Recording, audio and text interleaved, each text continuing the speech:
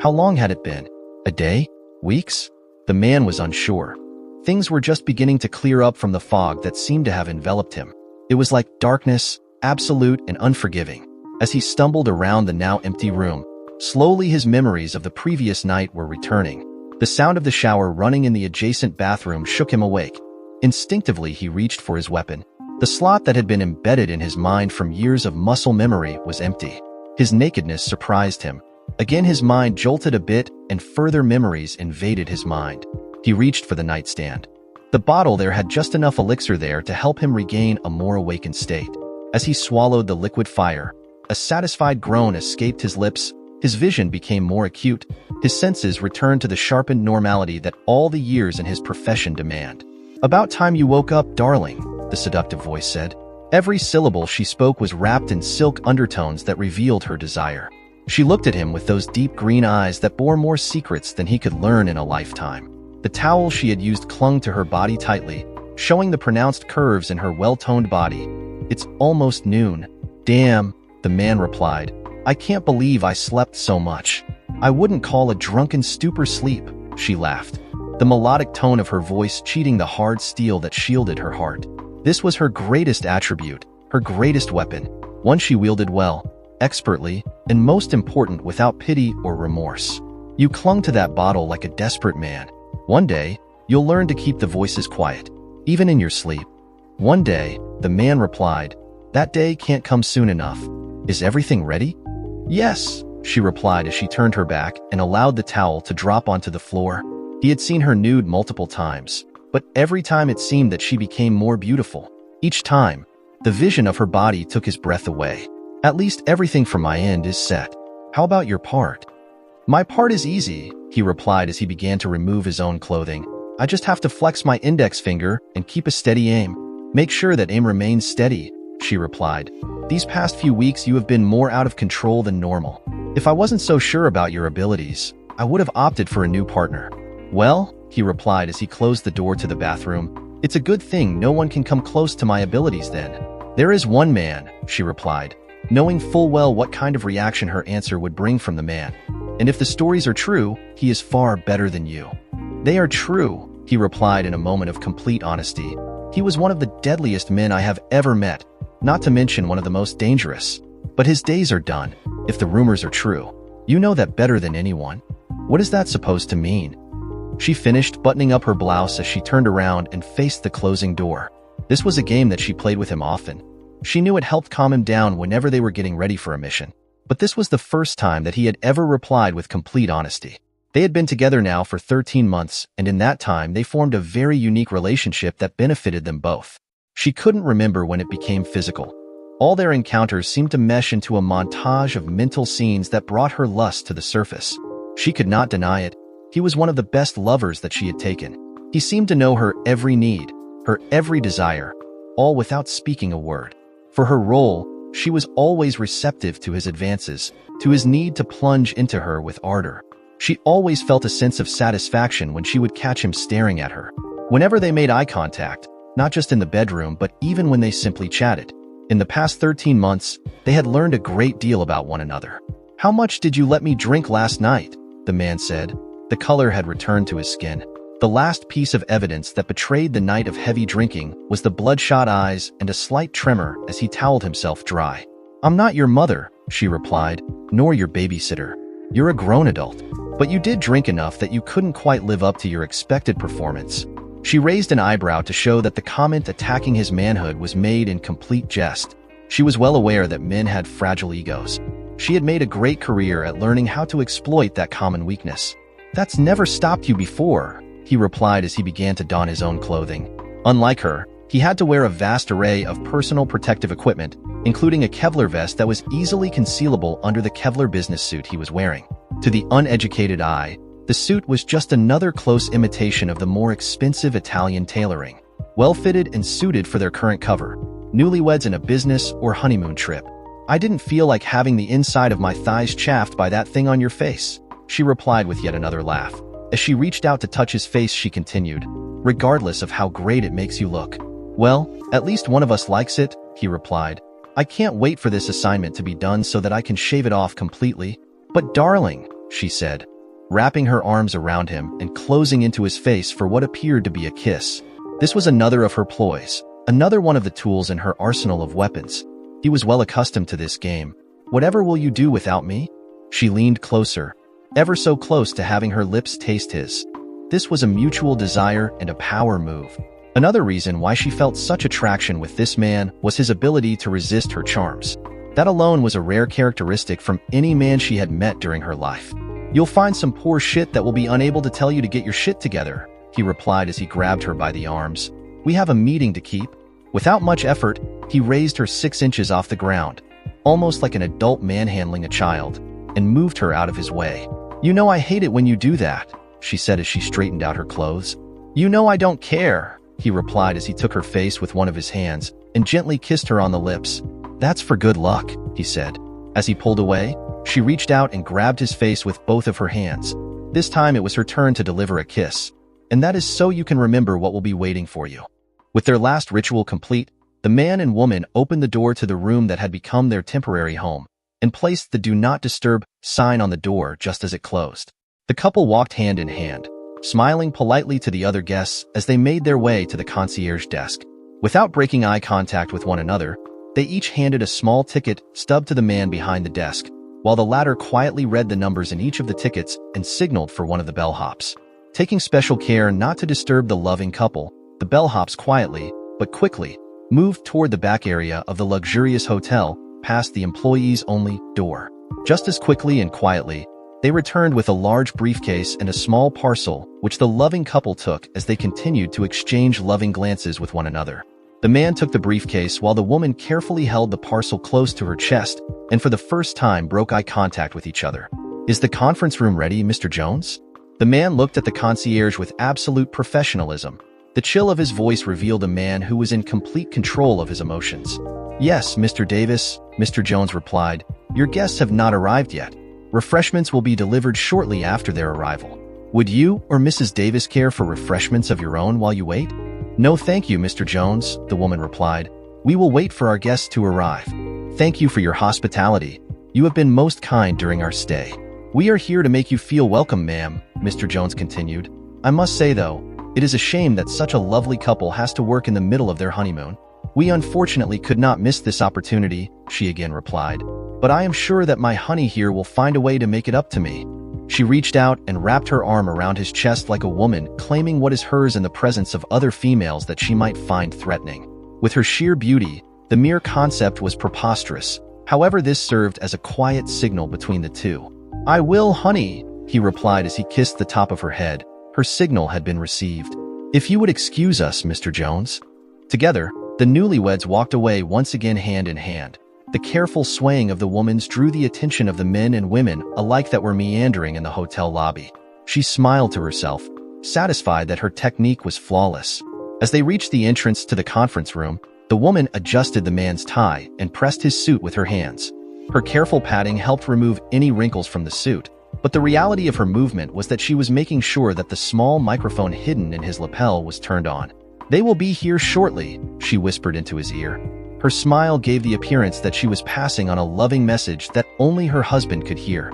His smile confirmed the tenderness of the quick exchange. A collective sigh was shared by the women that continued to stare as he leaned into his loving wife, wrapped his arms around her waist, and delivered a passionate kiss before they entered the room. One more secretive whisper among the lovers, and they were gone from the prying eyes of the crowd, stealing glances of the loving couple. "Are you sure that they are going to be here?" John Coleman, a balding man that was knocking at the doors of his 65th birthday, asked the man sitting across from him in the large limousine. John was busily wiping the sweat from his brow. The heat of this place and the high amount of tension that he felt was causing him major discomfort. It is not every day that you can make $1 million for selling one piece of paper, let alone when you can do it on the eve of your own retirement. "Yes, John," the man sitting across from him replied with annoyance. This had been the 4th time he had asked him that same question, but he tried to keep the look of contempt hidden away. There was a lot riding in this exchange, and months of work could be undone in a fraction of a second if he did not calm his client down. "I spoke to Mrs. Davis last night and confirmed our meeting. She asked that we meet them in their hotel because they are celebrating their honeymoon. We couldn't have asked for a better cover, wouldn't you say?" "Well, that explains the location," John muttered. Part of him felt a pang of guilt. He was betraying his country after all, but after more than 30 years of faithful service, John felt that he was owed more than what he would be receiving. 3 times divorced, a lifetime of aches, and a borderline alcohol addiction was all he would be taking with him after his retirement. The modest pension he would be receiving would not be enough for him to enjoy a lavish lifestyle, but the $1 million would certainly see him live well off in one of the many islands in South America. Here, the man held a glass to John. "This ought to calm your nerves a bit. You don't want to walk into this meeting looking like you are about to lose your breakfast. It doesn't portray confidence, and worse, it might make our clients think that you are setting them up." "Yes, you are right, of course," John said as he reached out and took the glass. Downing the contents in one gulp, he settled back into the comfortable leather seat of the limousine. "Did you ever think we would make it this far, Larry?" "No," the man replied, filling the glass for a second time. "But it's not over yet. We still have to be very careful, John." He handed John the glass before continuing. "The meeting is going to be very brief. They want us to stay there as little as possible. So avoid the small talk, say only what is necessary, and this will be over soon." "Why don't you do all the talking then?"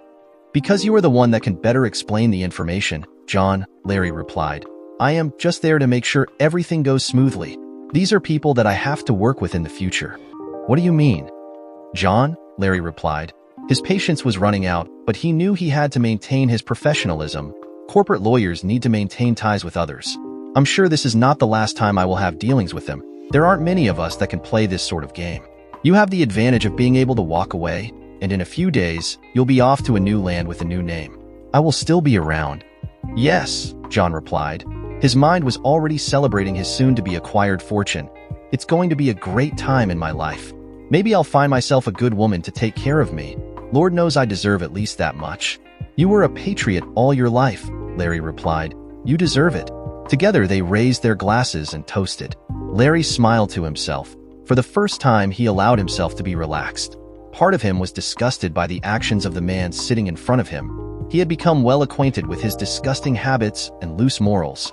There had been more times than he could count where he would have to drag a half-naked John from one of many seedy strip joints. The man knew how to relieve his stress, that much was certain. "What are you going to be doing after this exchange takes place and I am gone?" John's question broke the small amount of peace that Larry had been able to enjoy. "Do you already have a new job to look out for?"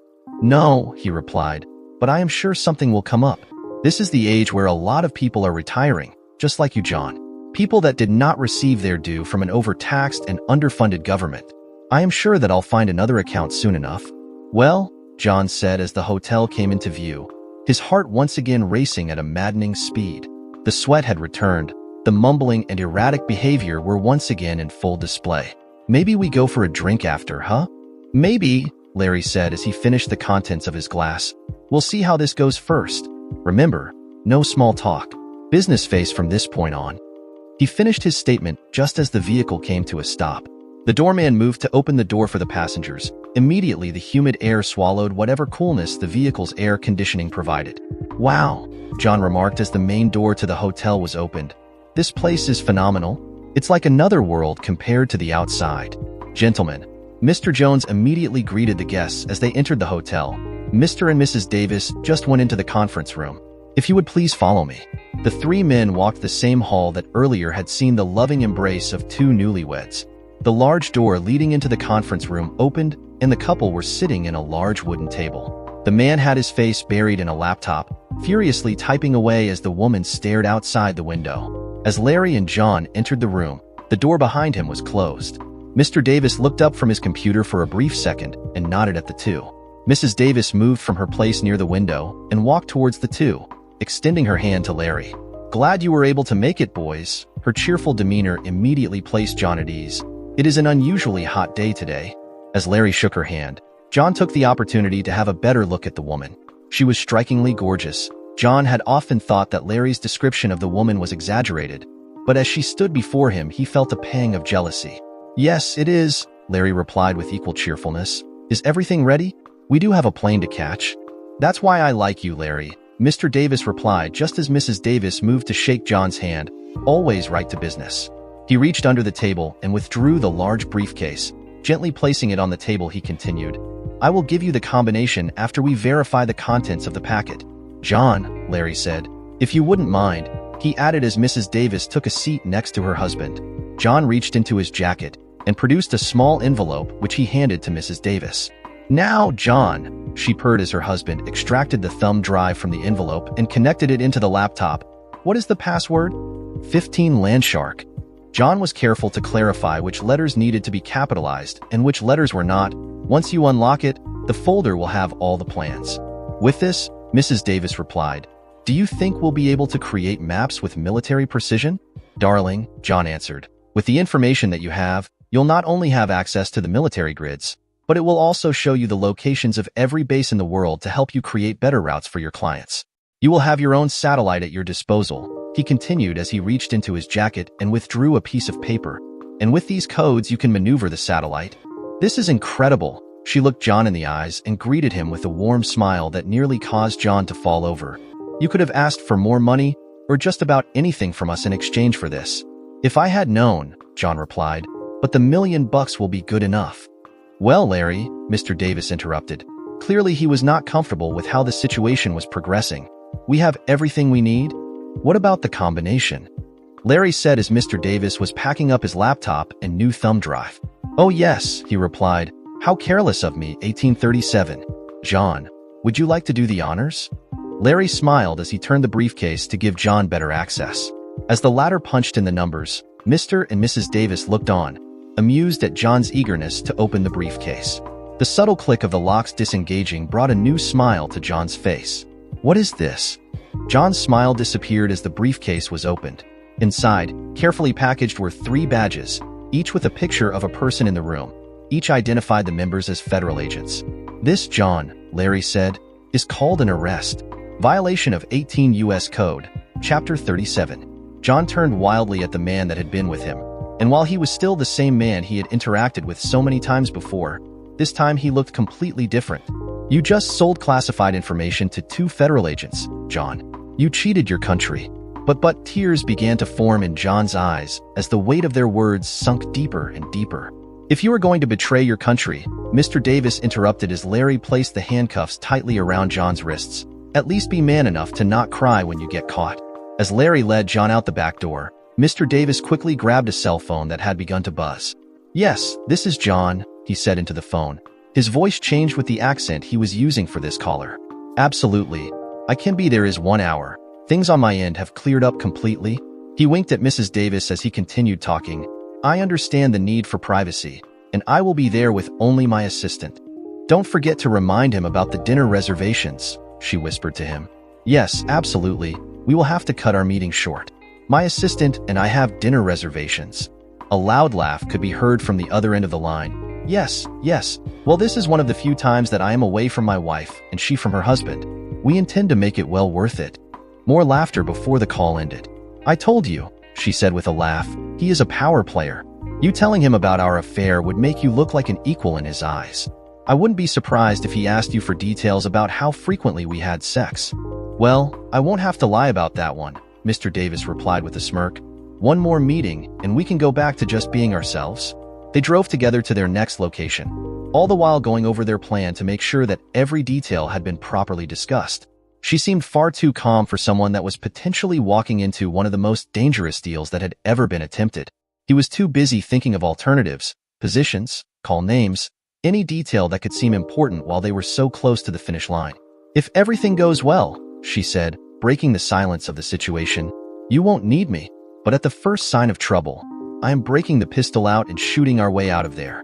"We should be fine," he replied as he watched her open the package that she had been holding onto, her steel .45 brightly illuminating the darkened cabin of their vehicle. "But in case you have to bring that cannon of yours out, please aim straight." "Honey," she purred, "I always hit the intended target." "That's what I am afraid of," he replied, drawing a laugh from the woman. "If it wasn't for the job," he said to himself. She heard him and smiled warmly. "One day, we will both be retired from here. Maybe then," she leaned in and tenderly kissed his lips. "Who knows?" "It's showtime," he said. "I'll see you on the other side." "John, my friend," the man greeted him as he walked into the large warehouse. "You are a sight for sore eyes." The man laughed as he gestured for the man now known as John to take a seat across from him. His heavy accented Russian voice echoed through the warehouse. Only the smell of stale cigars seemed to resist the powerful voice. "Yes, Vidic," John said. You are the second person to tell me that today. I do have to say, the other person is far better looking than you. Both men laughed as John took the offered seat. Oh yes, Vidic replied. You speak of your woman assistant, no? I have seen her. She is very beautiful. You are a lucky man. He produced 2 shot glasses and a tall bottle of vodka. Drink first, eh? Business after. Good, John said. I don't have a lot of time, my friend, but a drink will do the body good. As both men raised their individual glasses, John took special notice of a shadow moving behind Vidic. Footsteps faintly echoing behind him revealed 2 more people in the room where it was supposed to be only him. You know, John spoke, let's have another one. It is not common for me to enjoy such great vodka. You keep the bottle, my friend, Vidic said. I don't want that pretty girl of yours to get mad at me for keeping you out and missing your dinner. I could not, John replied, standing up and reaching for the bottle. She'll understand. Better yet, she'll wait up. John laughed as he poured the 2 drinks. Quickly, he scanned the area for any other intruders. I don't think she had enough of me from this morning. John laughed more as he tried to figure out which direction his attackers would be coming from, and better yet, what type of weapons they had. He knew that she was still getting into position after his signal to her that things were not going according to plan did not receive an answer. Is that so? Vidic asked curiously. You think you are sufficient man for her? Well, John replied, I am more sufficient than her husband. Both men shared a nervous laugh. Like 2 apex predators trying to maintain a disguise, they each walked around each other's comments, each weighing the other. Vidic was not sure if he had been discovered, or if the man sitting in front of him was just stupid. John, for his part, was trying to figure out how he would attack.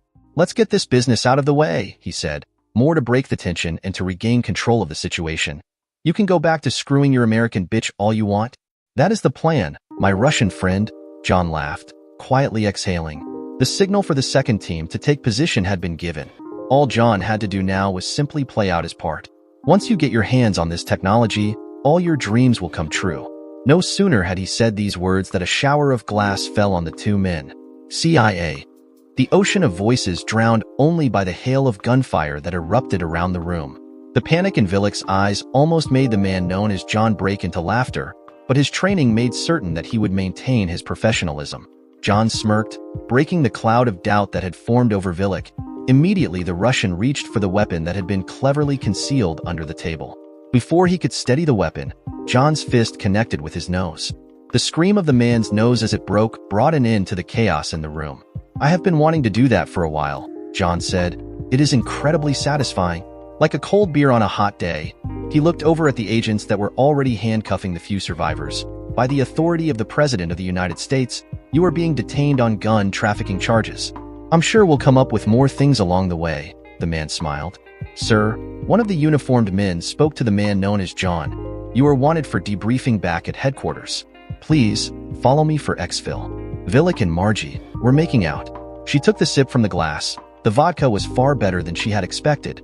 Vidic certainly had good taste. So, you keep talking to me, Margie? He smiled as she involuntarily straightened herself out after hearing her real name for the first time in months. For a second, she was vulnerable. He quickly took her. I am glad you can't get enough of me, she purred. Because I can't get enough of you, Elvis. I told you. He stopped her and pushed her away from him. All passion drained from his voice. Only one person calls me that. He gathered his clothes and hastily made his way to the private bathroom inside the office. Certainly, rank had its benefits. You are so sensitive, she said, trying to hide her smile as she saw the man she had spent so many months with. A few hours ago, he had called himself John. Mr. Davis a few hours before that. She knew he always had trouble readjusting after their long-term undercover missions. And she also knew that he hated being called Elvis, except by one person. Presley, she said, I'm sorry. Let's just get back to what we were doing. We aren't going to be seeing a lot of each other for the next few months. I have my second honeymoon to get to, and I'm sure that little girlfriend of yours misses you like crazy. She left me, he said before the door closed. I wasn't good enough for her. We were apart far too long. The door closed behind him as the silence swallowed her in the room. For a second she hesitated. Quietly she reached for her phone. Damn, she said to herself as the shower began to run.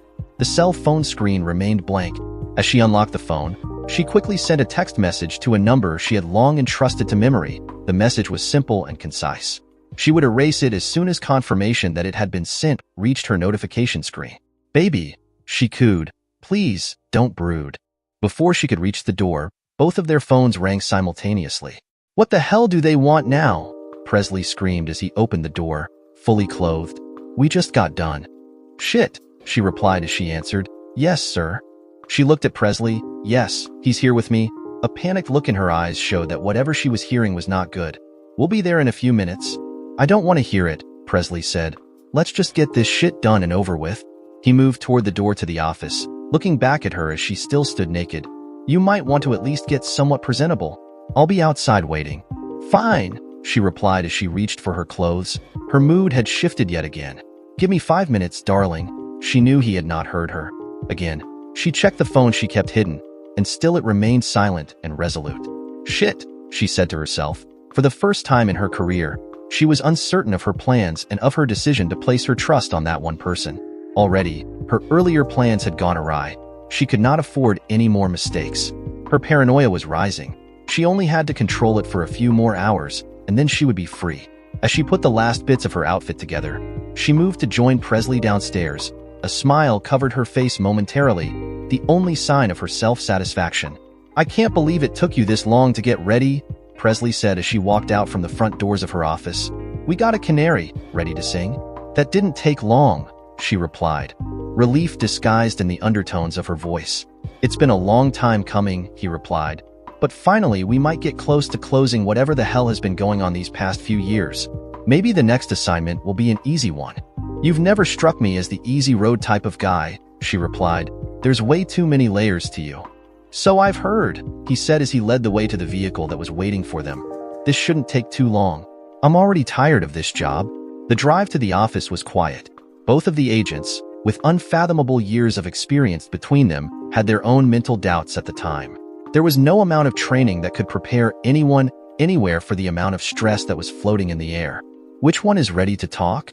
Margie asked. She no longer had to use the accent that she had adapted when she played her part as Mrs. Davis, but her natural voice was just as seductive.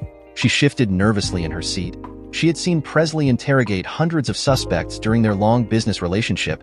She was glad that he had never used those gifts against her.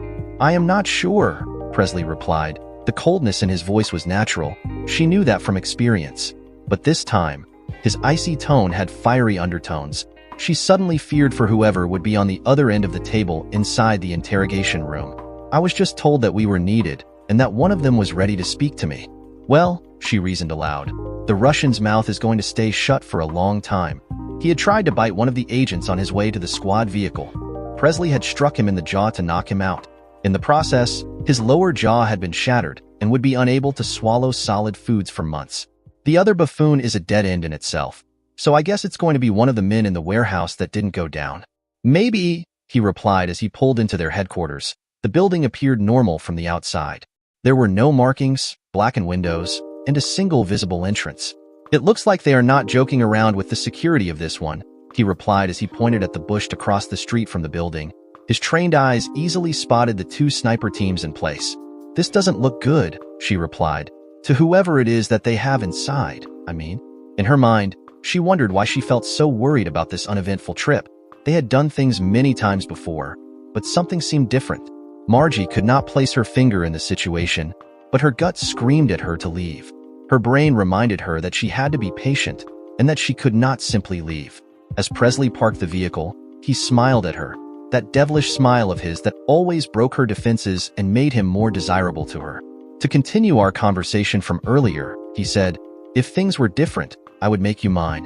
He leaned in and kissed her. The darkened area where he had decided to park his vehicle ensured that they would not be seen. She returned the kiss with equal passion. All reservations had vanished from her mind. Well, she said as their lips separated, there is always tomorrow. Come on, his voice returned to the cold professional. We are almost done here.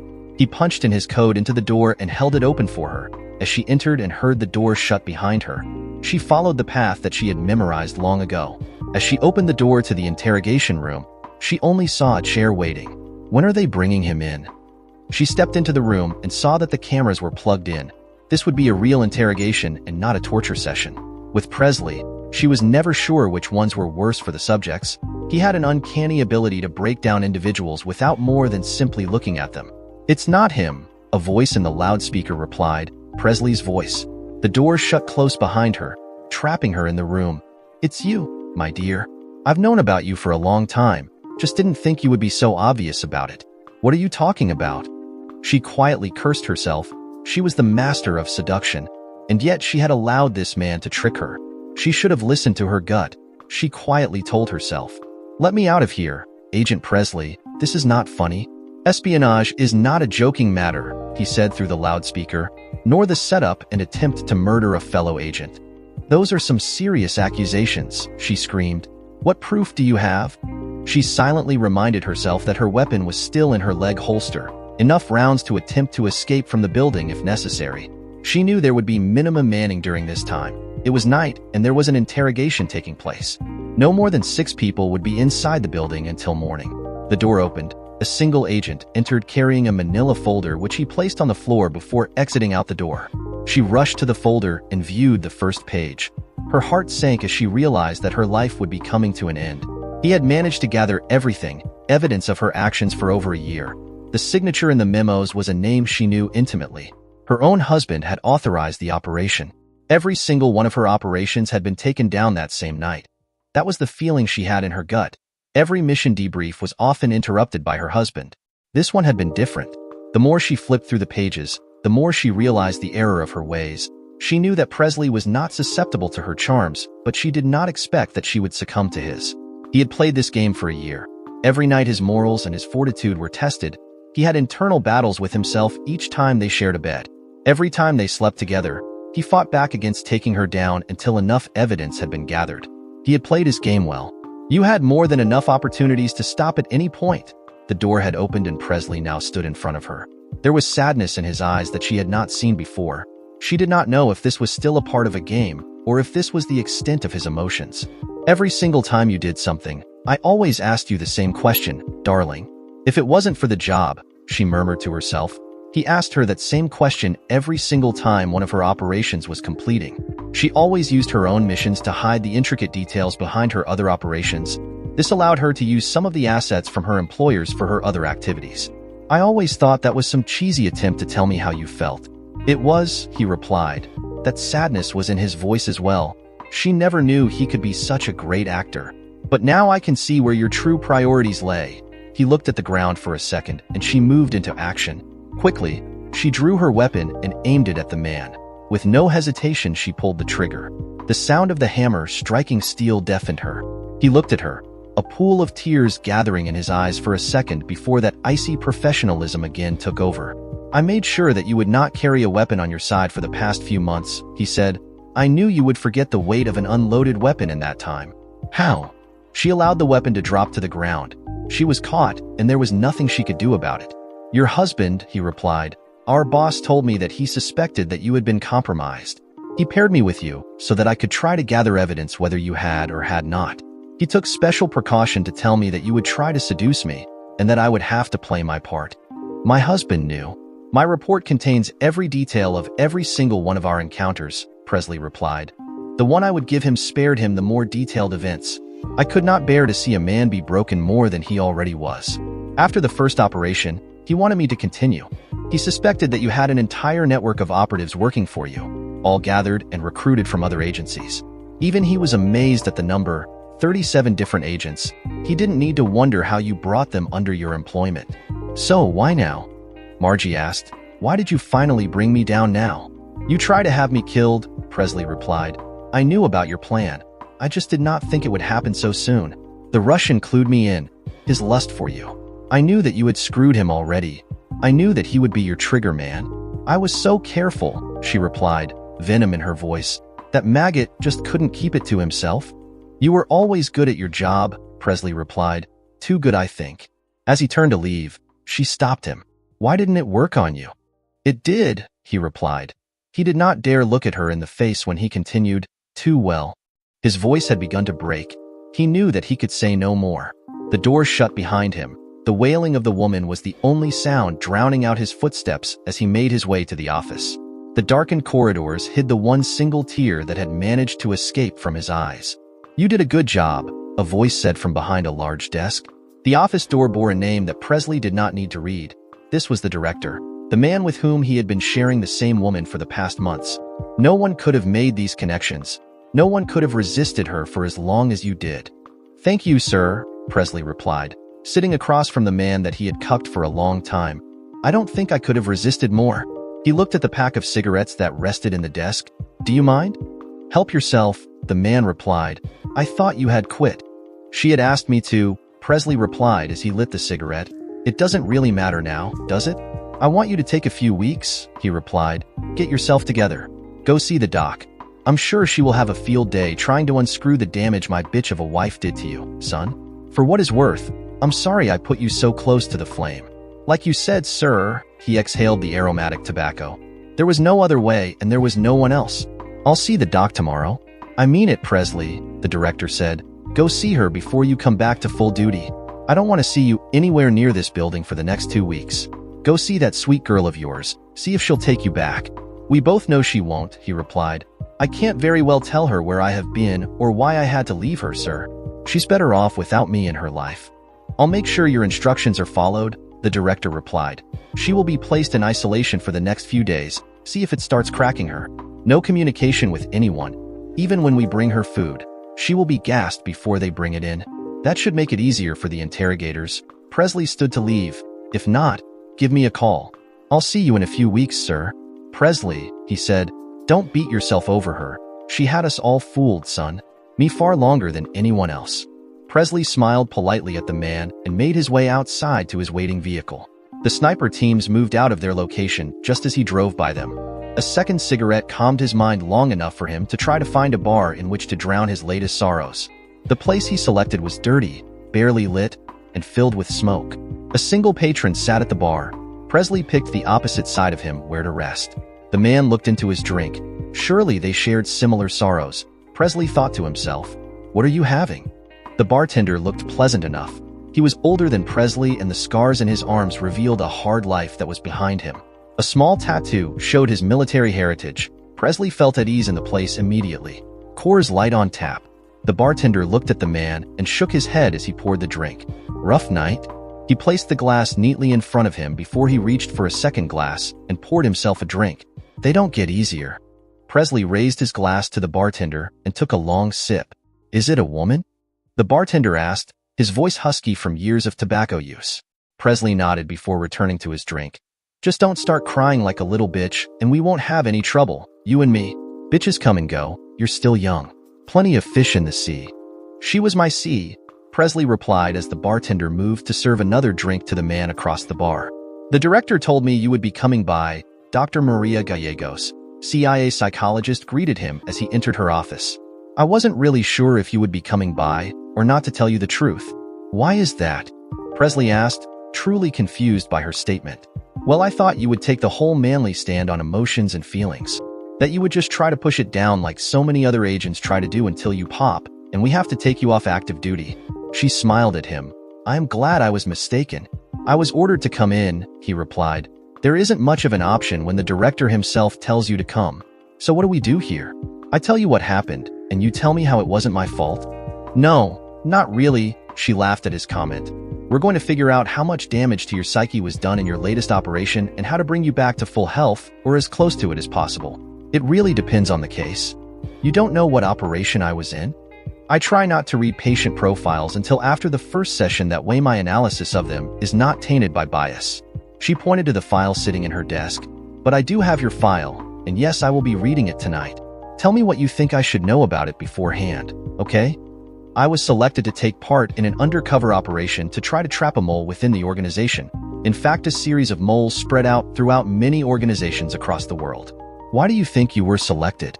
The director himself selected me because of my skills, Presley replied, and because of my lack of attachments. What do you mean? I have no family, Doc, no emotional attachments to anyone, no romantic relationships. You'll probably see in my file that I actually have several disorders that make it very difficult for me to become attached to people.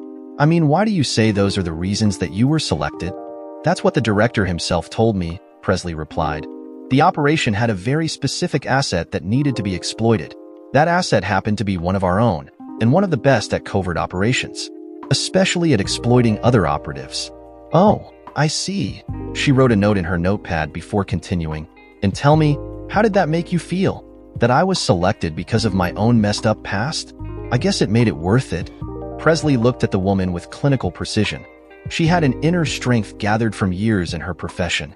He had to remind himself that she was not a target and that he was not in yet another operation. This was simply another professional trying to help him.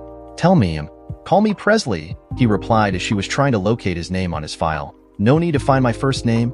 Very well, she smiled at him. That smile that was designed to give him comfort. Presley, tell me, do you think you are as damaged as the director thinks you are? I think so, he replied. I have a long string of failed relationships behind me to let me know that there is definitely something wrong with me. A lot of similar voices telling me the same thing throughout the years. But that is what others think of you, she replied, the tenderness in her voice renewing the sense of security in the place. Tell me what you think of yourself. I think that I am a well-maintained asset to my country, he replied. I think that I am a valuable tool in the ever-changing climate of warfare that we are facing. I am a product of the machine, a well-crafted product. So you think you are nothing more than a machine? No, he replied. A machine doesn't think, it doesn't feel, it only executes commands. I am a patriot. Tell me more about your last mission, she replied as she jotted more noted into her notepad. What happened? The mole had been using assets to gather her own group of moles. Her intent was to create a network of spies that would sell information from one country to another. She was a warmonger, looking to benefit from the deaths of any person that crossed her sights. I was undercover for over a year with this asset, gathering intelligence by any means necessary. My reports to the director outlined the details of each operation. Quickly, the evidence stacked up the more we worked together. So you were placed in a position where you were convincing her that you were another of her assets? No, I was placed in a position where she could try to recruit me, and try she did. I was to get close enough to earn her trust, but not so far that she would discard me and search for another target. I had to remain as close to her as possible without falling for her tricks. Those are very dangerous mission parameters, she replied. She had her full attention. The more time I spent with her, the more her defenses went down. I was able to gather details about her secondary missions directly under her nose. But to do that, I had to make her feel like she had some control of me. What kind of control? Emotional control, he continued. I had to convince her that I was in love with her, but without giving her the impression that I truly was, else she would again seek another asset and my mission would be a failure. How did you manage that? By allowing her to peer into my mind, getting close to her, building a relationship with her with boundaries that I would allow her to cross. The less boundaries she felt she had, the more she opened up to me in order to get into those other boundaries. It sounds like you were actually building a real relationship with this woman, she replied. That was the point, he said. The problem with playing with fire is that you are bound to eventually burn yourself.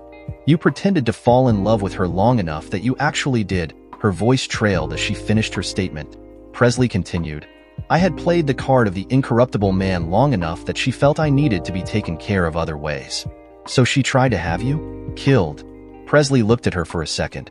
Her professional armor dropped for a fraction of the time. He saw behind those eyes sorrow and pity for his situation. She had contacted one of her assets to set up a fake buy of some very important software. I would make the exchange. He would kill me. I would get a funeral with honors. She would move on to her next target. I think I need to read your file, Agent Presley, she said. I will contact you to schedule your next session. Whatever you say, Doc, he replied. Take your time reading that stuff. I hear that wine is too soft to handle the details inside that folder. Whiskey might help you get through it. I'll keep that in mind, Agent Presley. Once the door closed, she immediately reached for her phone and dialed the direct connection to the director's office.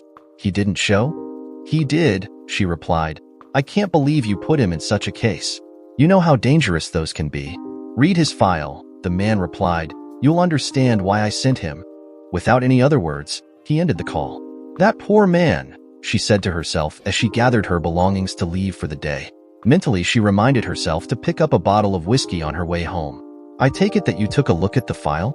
Presley waked into the office to see Dr. Gallegos, clearly sporting a hangover. Presley chuckled softly to himself before handing her the cup of coffee he had brought with him. As she took a drink from the bitter contents, he laughed louder. It's black. It'll help with the headache and the taste in your mouth. Whiskey is high on sugar. That's why you feel so terrible. How? The sound of her voice caused her some pain. Presley laughed more and turned off the lights in the office before sitting down. Thank you. How are you feeling today, Agent Presley? Better than you, Doc, he laughed. How did you enjoy the reading material? I have read hundreds of personnel files on agents from different agencies and different backgrounds, both military and otherwise.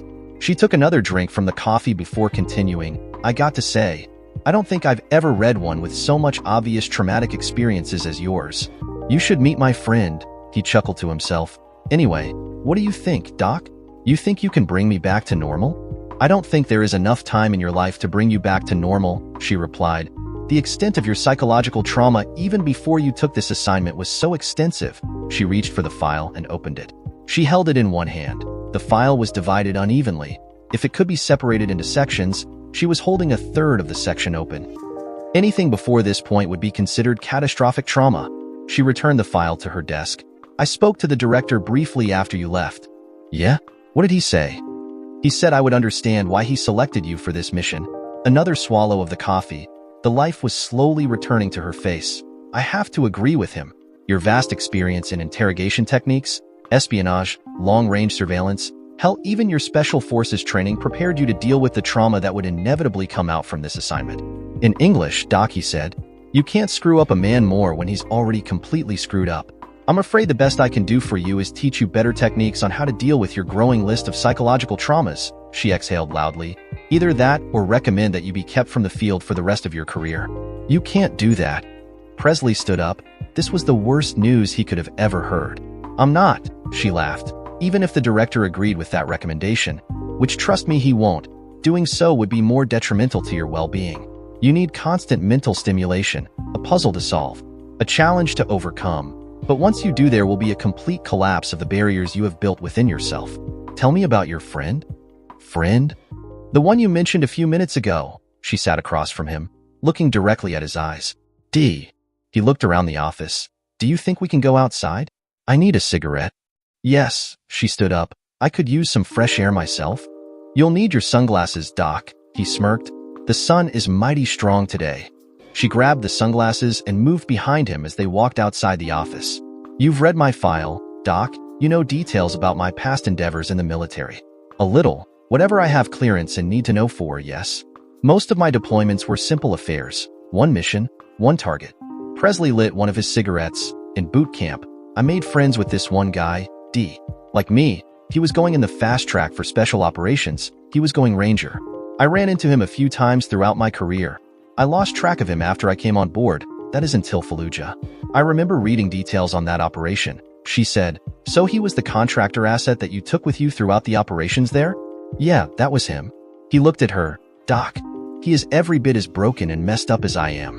When I looked into his files, if you think the damage I have sustained is irreparable, then you would have less hope for him.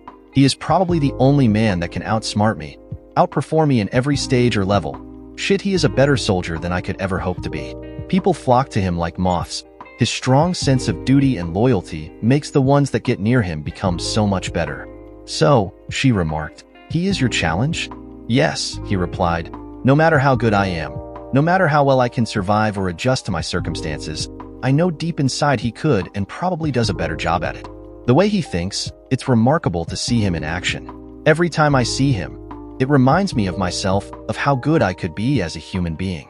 I don't know how he does it, Doc. I don't know how he doesn't just swallow a bullet. Until he does, I won't. That is quite a dichotomy, she remarked. You measure yourself to him and find meaning of yourself through him. Do you hate him, Agent Presley? Yes.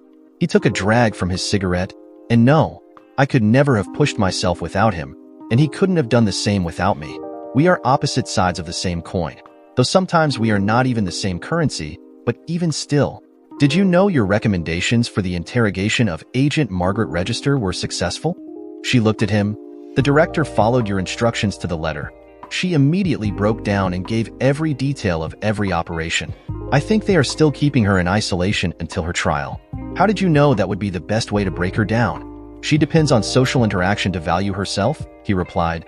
Without it, all she can rely on is showing others just how smart she is, and that alone would force her to divulge the details of her operation to show just how smart she was to everyone. It is remarkable, she continued. You have so much knowledge and potential. You could become one of the best agents in CIA history. However, that is not your aspiration, is it? I don't think so, he replied. I don't want to be director. I wouldn't turn away a position as trainer, but I know I lack the basic qualities for that type of position. Besides, I am at my best in the field, Doc. I am going to be referring your care to a colleague of mine, she replied. I was hoping that this conversation would change my mind, but I think it's for the best that you see this person. Why is that, Doc? Because I find you incredibly attractive, and I am afraid that if we spend more time together, my medical and professional ethics would be violated. So it's best that we go our separate ways for now, Agent Presley. Well, that's a first, he laughed. What is? Being dumped before actually starting a relationship? Presley lit another cigarette before he walked away. See you later, Doc. Have your colleague give me a call to set up my next appointment. That's all you have to say? After what I just told you? She ran towards him, fists balled up as if ready for a fight. You seriously can't just walk away from me without so much as an explanation. Doc, Presley laughed. You said it yourself. Being around me would violate your medical ethics. I don't want you to do that. His hands were in his pockets, cigarette hanging from his mouth even as he smiled to the woman. I don't know where I'm going, or how long it'll take me to get there. But I do know that I'm not looking for a passenger. I don't intend to help you, Agent Presley, she said. I just want to see if this goes anywhere. Elvis, he replied. Call me Elvis. So, you want me to give you details? Presley sat across another desk. This was the new psychologist that he was being forced to see before he would return to full active duty. His second appointment had been interesting to say the least. The new doctor had wanted him to go over his military missions and campaigns. Today, he had asked for something far stranger. Yes, Agent Presley. The fat man across the desk looked at him. His glasses had slipped from his nose and were just hanging on precariously. He did not care for the agent, that much was obvious, but he still had a job to do. Boxes to check. In order to understand how you resisted her wares, I need to understand exactly what took place. He cleared his throat after he spat the words out. Is that going to be a problem? No, Presley replied. It's just weird as shit. But Presley took a second before continuing. He knew that these shrinks were always looking for something to condemn you to the pit of desks. Look, you have access to the files, even the fully detailed ones that the director did not need to see. Why do you need me to go through that with you? Once again, Agent Presley, the fat man continued. We need to understand how your mind worked in order to resist her advances in order to prepare future agents in those same techniques. You are not the only Special Forces soldier with multiple deployments in the agency. Again, he cleared his throat before continuing. Some of those that she managed to recruit shared similar background to you, yet you resisted where they could not. We need to understand how you did it, and in order to understand that, I need to know the details of what happened. Not just what you wrote, but exactly from your own words. All right, Doc, Presley began. But I'm gonna need a few smokes for this one. So, you want to do this here or outside? You may smoke here, the fat man replied. Just stand by the window over there and blow your smoke outside. The sweat was gathering on his balding head. He had long ago put his notepad down as his sweaty hands were staining the pages.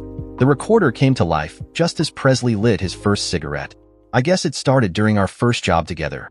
While we didn't sleep together, then there was clearly some interest in her part. She began by asking me questions about my skills and abilities. She was not given my full dossier. She knew I had served, of course, but she did not understand to what capacity I had. All she knew was that I was a dangerous man with a number of weapon systems, highly proficient in espionage, and more important to her, I had demons. Why was that so important to her? Demons are an entrance, Doc. Presley looked at the man and a sense of pity took over him. Think of it like a chink in the armor. Something to exploit. Everyone has demons. Some have huge ones that make them a liability. Others, their demons are far more controlled.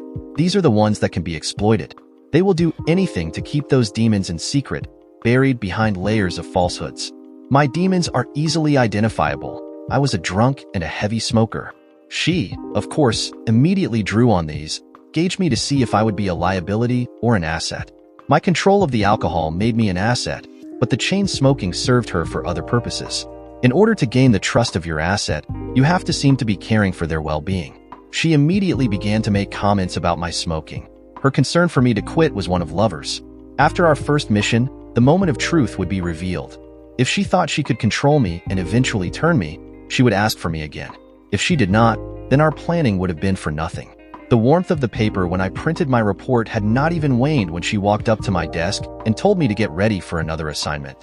So all it took was for you to seem out of control and for you to give up a vice in order to gain her trust? The doctor was truly confused. This man had never seen the light of day outside the office walls. He had never stared down the barrel of a weapon aimed directly at his face. He had never known the fear of death knocking at your door. That's half the equation, Presley continued. The second part comes from her. Once she gained my trust by showing concern about my well-being, the next phase would be to place herself in a position where she would depend on my trust. It would be a situation that would be completely controlled by her, of course, something in case she had been wrong about me she could easily undo. That's when you two had your first sexual encounter? No, Presley almost laughed. Her test was nothing that extreme. In fact, it was something far easier. It was just concealing something from the director. She had ordered the transfer of one of our prisoners from the earlier operation without the director's knowledge. Instead of keeping him in the interrogation rooms, she had him transferred to the isolation booths. She said he would be easier to crack after a few days there. I had to agree with her and keep my mouth shut. The poor shit was nothing more than a puddle by the time we returned from our second assignment. He was a small fish, so what little intel he could have given us was unnecessary. However, because I willingly concealed this information from the director made me gain her trust. So you were sensitive due to your demons, receptive to her help by allowing her to criticize your smoking, and then you gained her trust by hiding something on her behalf. The doctor recapped. I'm beginning to understand this game you are playing. Once that groundwork was laid out, her true game could begin. Presley looked at the doctor who sat at the edge of his seat. You might want to change the tape, Doc. This next part is going to take some time. Yes, I agree. The doctor made his closing statements. You may take a break, Agent Presley, while I set up the next tape for the next part of our session. I'm good, he replied. Just let's get this done and over with. I need a drink. The doctor made his comments for the next part of the session. So we have discussed the first two assignments and how you managed to gain Agent Register's trust. Can you tell me about the next stage of your plan? The next stage was actually her move, Presley replied. The next stage of her plan was the seduction. By this point, she knew that I would be willing to keep secrets from the director, and she had revealed that he was in fact her husband. This too was a ploy. She needed to see my reaction about that situation. If I showed surprise, then I would be placed in a situation where she was unsure of me, and that would be a failure to the mission. If I acted like I didn't care, then it would seem like I was just after her to get one over the boss. Instead, I had to do something that she did not expect. I simply told her that I knew. That you knew he was her husband? This answer made her feel that she was in control. I knew that her advances were being done regardless of the fact that she was married. I let her know that I welcomed her advances by not rejecting her, and most importantly, I gave her even more reasons to believe that I would hold any secret for her. If I could hold my tongue about her constant flirting with me from her husband, our boss, then what lengths could I go to just because she asked me? Presley looked at the doctor as more beads of sweat ran down his face.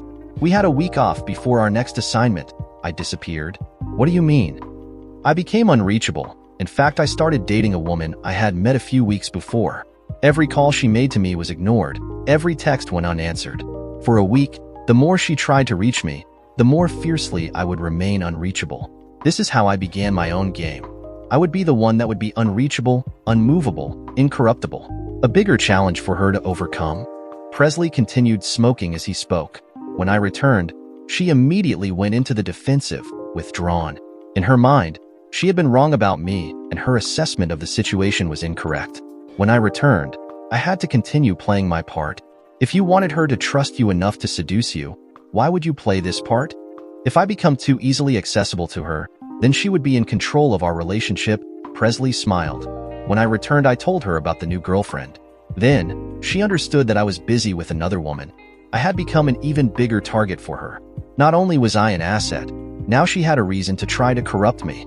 I had become a game, and she needed to win me away from my girlfriend. Our first mission was to infiltrate a small drug operation. The first night was filled with observations and note-taking. Our cover was simple. We were a pair of investors looking for an opportunity that would make us very rich.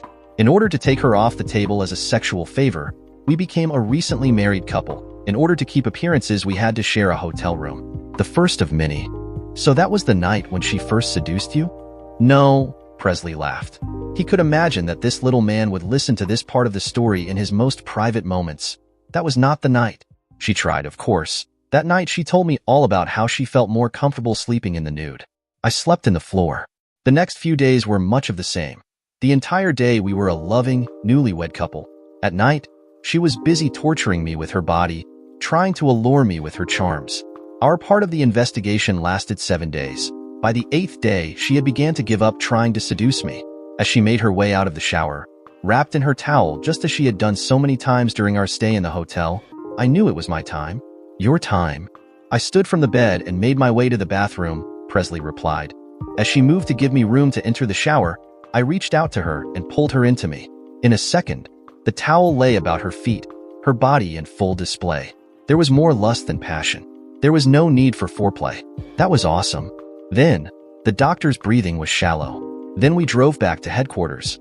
I delivered the first report to the director.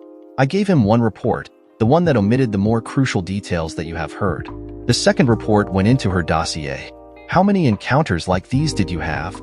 Several, Presley said. Listen, Doc, can we do this one another time? I have a meeting to get to, and I am already running late. Sure, he replied, a touch of sadness to his voice. This time in 2 days, Agent Presley. As Agent Presley made his way out of the office, he smiled at the face that was looking back through the passenger window of his Chevrolet Impala. He still couldn't believe that he had been so lucky to have met such an amazing woman in such an undesirable set of circumstances. What's that smile for? Is it for me? You know it is, Dr. Gallegos, Presley replied. You are a sight for sore eyes.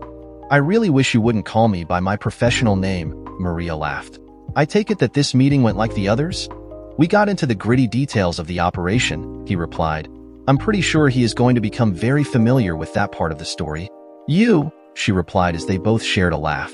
Take me to dinner, Nasty. I need a drink to forget you even said that. You're the one that referred me to him, he laughed, leaning over to taste her lips. They had been together for the past 3 days, since their last appointment where she had fired him as a patient. In a short amount of time, they had become almost inseparable. I think it's fair that you know what his treatment plan is, if you know what I mean. Gross, she replied. Then her tone changed to one of seriousness. Do you think it's helping you? I don't know yet, he replied, but I'm sure it's helping him. I don't think he has ever gotten over the fantasy of the secret agent man. I think seeing the extent of the damage in a person will sober him up. His phone rang. Damn it, of course. He recognized the phone number, looking at her, and without a word he conveyed the identity of the caller. Do you know what he wants? She reached for his arm, trying to comfort him. We're about to find out, he said. This is Agent Presley. I heard you wanted to see me, he said as soon as the doors were closed behind him. He looked around the small cell. The walls were soundproof, the small window was covered, and large speakers were the only decoration visible. Yet even under these conditions, she somehow managed to make herself look as beautiful as ever. The lioness in her heart was still as predatory as ever. So demanding, she whispered, her voice still wrapped in silk. But I guess you can't be blamed. I did almost get you. You weren't even close, Presley replied. But if it makes you feel better, you were the closest so far. Is that all you wanted? Of course not, baby, she purred. Slowly she walked towards him, the sway of her highly exaggerated with each step. He allowed her to wrap her arms around him. She did not break contact even as she walked around him. This was truly the lioness in her jungle. I wanted to apologize, even at the last second. I truly did not want to get rid of you. Well, I am glad, I guess, he replied, gently removing her hand from his chest. If that's all?